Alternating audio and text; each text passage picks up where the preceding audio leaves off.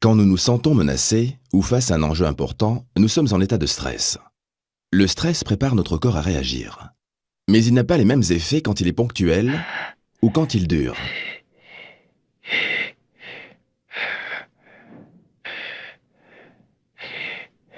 Prenons le cas d'une situation de stress ponctuel. Il nous arrive de transpirer, d'avoir le cœur qui bat.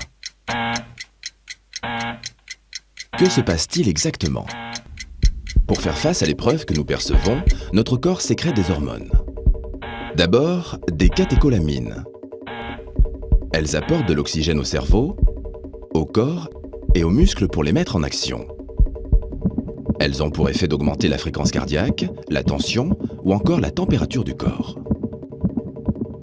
Puis, les glucocorticoïdes. On les appelle comme cela parce qu'elles apportent de l'énergie sous forme de sucre, du glucose, aux principaux organes. Quand il y a assez de ces hormones dans le corps, des récepteurs situés dans le cerveau ralentissent leur production. Cette réaction de l'organisme a permis de répondre à la situation stressante.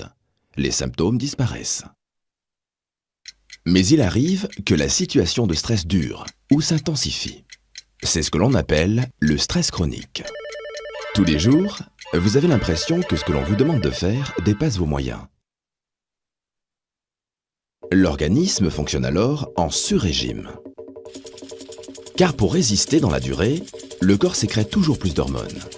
Et les récepteurs qui devraient les réguler sont débordés. Le cœur, les articulations sont sollicités en permanence, ils s'épuisent. En quelques jours, apparaissent des troubles du sommeil, de la concentration. En quelques mois, peuvent survenir des maux de dos, des maladies cardiovasculaires ou encore des dépressions. Quand il dure, le stress a donc toujours un coût pour l'organisme des personnes qui le subissent, mais aussi pour l'entreprise. S'interroger sur les sources de stress au travail, c'est une des premières étapes pour le prévenir.